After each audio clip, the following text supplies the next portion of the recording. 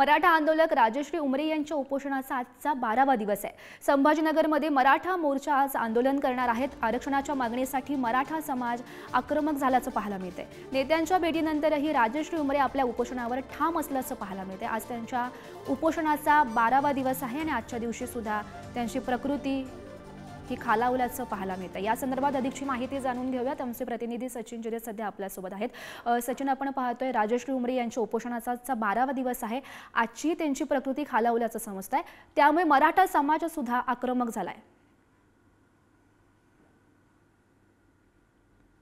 आज 12वा दिवस आहे आणि दुसरीकडे आपण पाहिलं की मराठा समाजाच्या वतीने आज क्रांती चौकामध्ये देखील निदर्शने करण्यात येणार आहे आरक्षणासाठी। अशा परिस्थितीमध्ये आता 12वा दिवशी यांनी अन्नत्याग केलेला आहे आणि ते उपचार घेतलेला आहे। काल आपण पाहिलं की या ठिकाणी शिंदेच्या शिवसेनेचे प्रवक्ते संजय सिरसाट येऊन गेलेले आहेत। त्याचबरोबर महायुतीचे अनेक नेते या ठिकाणी येऊन गेलेले आहेत। त्याचबरोबर महाविकास आघाडीचे देखील नेते या ठिकाणी भेट देऊन गेलेले आहेत। तरी देखील आजपर्यंत या मध्ये तोडगा निघालेला नाहीये आणि आजही राजश्री उमरे त्यांच्या भूमिकेवर ठाम आहे आणि त्यांनी जो सांगितलेला आहे की जोपर्यंत आम्हाला आरक्षण मिळत नाही तोपर्यंत आम्ही इथून मागे हटणार नाही। 17 सप्टेंबरची त्यांनी डेडलाईन दिलेली आहे।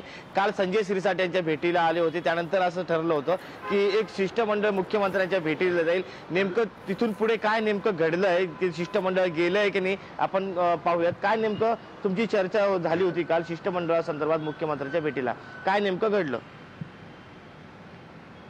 जसं की संजय सिरसाट सरांनी सांगितलं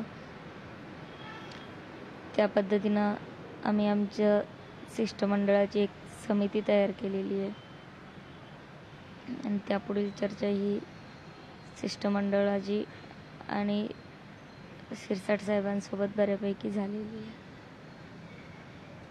पुढची काय भूमिका आहे तुमची आता सध्या? मी माझ्या उपोषणावरती जसं पहिल्यापासून सांगत आलेली 17 तारखेपर्यंत ठाम आहे। जोपर्यंत निर्णय होत नाही तोपर्यंत माघार नाही।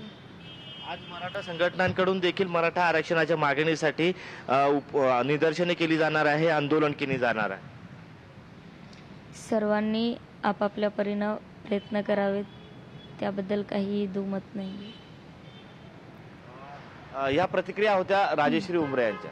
हो, नक्कीच सचिन, या सर्व घडामोडींवर असंच लक्ष ठेवून राहा। तुर्तास धन्यवाद दिलेल्या या माहितीसाठी।